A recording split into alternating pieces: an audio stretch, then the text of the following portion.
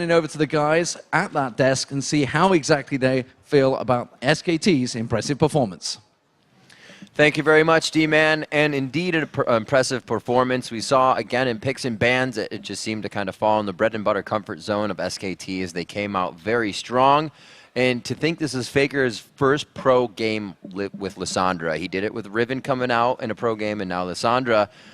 What is it? He brought his own flavor, the Deathfire Grass there on Lissandra. Crepo was talking about in EU, yes, Lissandra does plenty of damage, and Faker definitely showed he can back that up. Faker just adds a little more because he can.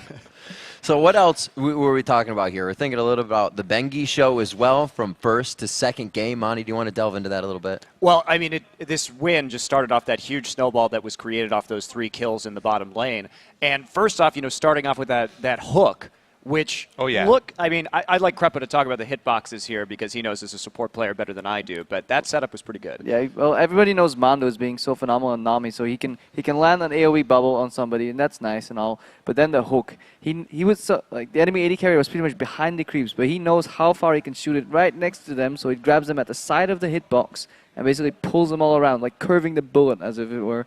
And then beautiful setup, goes in, flays them backwards, and it's pretty much free kills. And then, on top of that, Bengi does the same. Bengi goes and chases. He does the exact same thing. He uses the side of the Sonic Wave, because the width of that Sonic Wave is pretty large, to barely hit Annie and get around the Elise there. He follows that up with, I don't know where he came out with his juke, but the split second Cocoon comes off cooldown. He also makes a weird side movement up into the bush and dodges it as well. It just seemed like he predicted every single thing that Gama Bears were going to come out with. Yeah, and to move on, just to talk about SK Telecom a little bit, they did look a little shaky in that first game, right, especially coming out of the gates early on.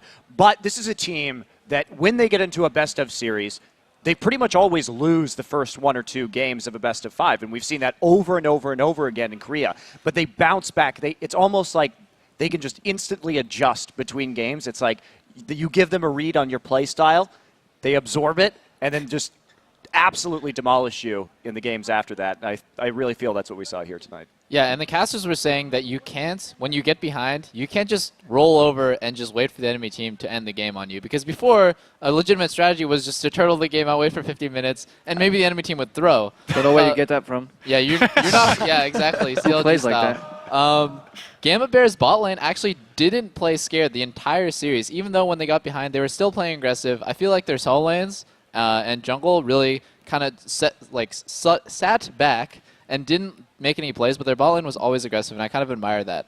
It's actually a way you can play the game. If all 3 lanes play like that, it actually really makes it really hard for enemies to capitalize on it. Sure, the jungler might catch one guy being overextended, right, but at the same time, the other 2 lanes are getting benefits constantly by being so strong.